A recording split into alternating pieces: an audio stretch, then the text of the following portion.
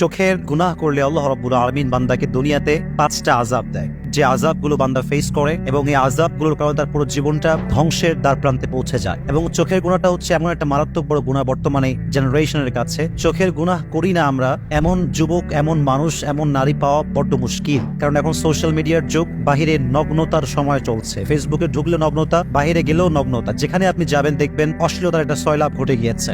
যদি আপনি চোখের গুনাহ করেন, like you watch pornography and you watch blue films or Hindi সিনেমা, আপনি চোখের গুনাহ করছেন, চোখের পাপ করছেন। আপনি যদি ব্লু ফিল্ম দেখেন, অশ্লীল ভিডিও দেখেন, খারাপ কোনো বাজে জিনিস দেখেন যেটা ইসলাম নিষেধ করেছে, আপনার জীবনের সর্বপ্রথম যে আযাব আপনি ফেস করবেন সেটা হচ্ছে there will be no barakah in your রিজিক। আপনার জীবনের যে রিজিক আছে, আয়ের যে বরকত আছে, যে সোর্স আছে, এখানে আপনি বরকত খুঁজে পাবেন না। মনে রাখবেন, বরকত মানে হচ্ছে টাকা আমার ইনকাম কম হতে পারে, বাট এটা লং লাস্ট হবে, এটার একটা বরকত থাকবে, এটার একটা সৌন্দর্য থাকবে। অনেকে দেখবেন 10 লাখ টাকা ইনকাম করে, বাট 10 দিনে শেষ হয়ে যায়। অনেকে 10,000 টাকা ইনকাম করে, বাট মাস শেষে সেভিং থাকে, সেভিংস করতে পারে তারা। তাহলে বোঝা গেল 10 লাখ টাকা যদি বরকত না থাকে তার কোনো দাম নাই, বাট 10,000 টাকা যদি বরকত থাকে এটার দাম আছে না নাই?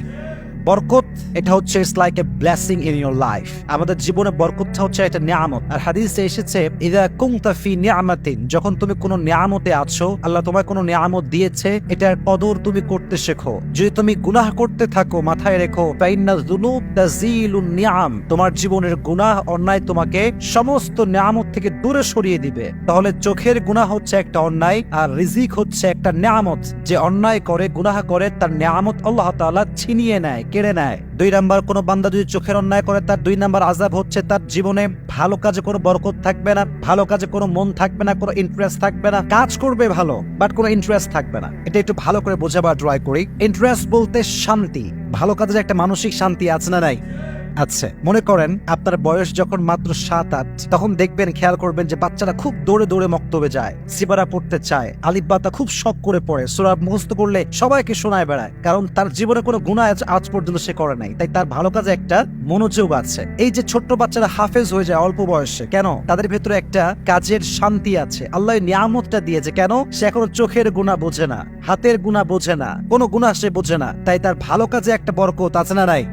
আর একটা কথা মাথায় রাখবেন, যখন আপনি চোখের গুনাহ করতে থাকেন, আপনার ভালো কাজে মনোযোগ বা ইন্টারেস্ট কেন থাকে না? এর কারণটা হচ্ছে এই, মাথায় রাখবেন, যে ব্যক্তি হারাম কাজ করতেই থাকে, একটা পর্যায়ে গিয়ে তার হৃদয়টা শক্ত হয়ে যায়, ফলে তার কাছে গুনাহ আর গুনাহ মনে হয় না। গুনাহ করে, বাট গুনাহ করে যে একটা রিয়েলাইজেশন আছে, একটা অনুধাবন আছে, এটা আর থাকে না। ফলে তার অন্তরটা শক্ত হয়ে যায়, আর যার অন্তর শক্ত হয়ে যায়, তার ভালো কাজে কোনো ইন্টারেস্ট থাকতে পারে।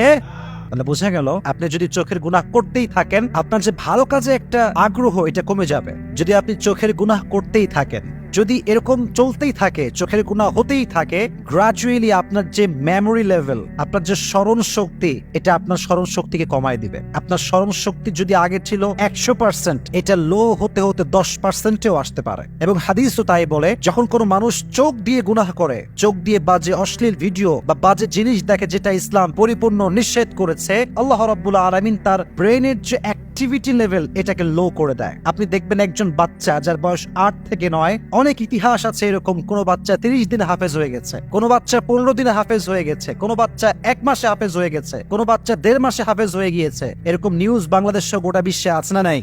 কারণ তার চোখের গুনাহ নাই, তার ব্রেনের অ্যাক্টিভিটি লেভেল হচ্ছে খুবই হাই, সে একবার পড়লেই মুখস্থ হয়ে যায়। দেখবেন যাদের বয়স বাড়তে শুরু করে, গুনাহ বাড়তে শুরু করে, আর যত গুনাহ বাড়তে শুরু করে, দেখবেন স্মরণ শক্তি কমে আসে। অনেকে বলে, হুজুর আমি পড়ি, বাট মনে থাকে না। হলে যাওয়ার আগে অনেক পড়েছি, এক্সাম হলে যাওয়ার আগে, বাট হলে গিয়ে ভুলে গেছি। কেন ভুলে গেছে? ইটস বিকজ চোখের গুনাহ। চোখের গুনাহ যে যত বেশি করে, তার ব্রেন শক্তি তত বেশি কমে আসে। আল্লাহ রাব্বুল আলামিন সবাইকে চোখের গুনাহ থেকে হেফাজত করুক, সকলেই পড়না আমিন। 3 নাম্বার আযাব। 4 নাম্বার আযাবটা বড় মারাত্মক, এন্ড ইটস ভেরি সেনসিটিভ। আচ্ছা বলেন তো, কিয়ামতের দিন বান্দাকে সবচেয়ে গুরুত্বপূর্ণ একটা ইবাদত সম্পর্কে জিজ্ঞেস করা হবে। এই ইবাদতের নাম কি বলেন তো? বলেন নাকি? নামাজ। Everyone will be asked about salah. The first question will be about our salah. প্রথম প্রশ্ন হবে, have you performed the salah? নামাজ কি ঠিকঠাক পড়েছো? This will be the first question in the day of judgment. কিয়ামতের কঠিন ময়দানে প্রথম কোয়েশ্চেন বা প্রথম প্রশ্ন হবে নামাজ সম্পর্কে। হাদিসে এসেছে যে ব্যক্তি চোখের গুনাহ করতেই থাকে, আল্লাহ রাব্বুল আলামিন তার নামাজে যে মনোযোগটা ছিল এই নামাজে মনোযোগটা কেড়ে নেয়। নামাজে আর তার কোনো মনোযোগ থাকে না। আস্তে আস্তে তার নামাজটা মিনিংলেস নামাজ হয়ে যায়। কেমন মিনিংলেস? নামাজ পড়ছে এইখানে, মন আছে বিদেশে, মন আছে পার্কে, মন আছে আর এক জায়গায়, এরকম হয় না? দেহ আছে এখানে, মন আছে আর এক জায়গায়। এর কারণ হচ্ছে চোখের গুনাহ করলে নামাজের ভেতরে যে কনসেন্ট্রেশনটা এটা অটোমেটিক্যালি উঠে যায়। এজন্য যারা বলেন যে হুজুর নামাজে মন নাই, I can not concentrate in my সালাহ, একটু চেক করেন নিজেকে যে আপনি কি চোখের গুনাহের সঙ্গে জড়িত আছেন কিনা। যার চোখের গুনাহ যত বেশি, নামাজের সঙ্গে তার কানেক্টিভিটি তত বেশি কম। 5 নম্বরটা হচ্ছে সবচেয়ে বড় মারাত্মক। 4টা বলেছি, অবশ্যই এটা ক্ষতিকর, অনেক বড় আযাব। 5 নম্বরটা আরো বিশাল বিশাল বড় আযাব। আযাবটা হচ্ছে যেই বান্দা চোখের গুনাহ করে, চোখের অন্যায় করে, চোখ দিয়ে ব্লু ফিল্ম দেখে, অশ্লীল ভিডিও দেখে, আল্লাহর হাবিব বলেছেন চোখের গুনাহ যে করে মৃত্যুর সময় তার জবানে কালেমা নসিব হবে না। বলেন নাউজুবিল্লাহ। কালেমা নসিব হবে না, তার জবান দিয়ে কালেমা বের হবে না। সে যতই ট্রাই করুক না কেন, তার জবানে কালেমা আটকে যাবে, সে কালেমা পড়তে পারবে না। ইটস বিকজ চোখের গুনাহ। চোখের গুনাহ আপনার কালেমাকে কেড়ে নিবে।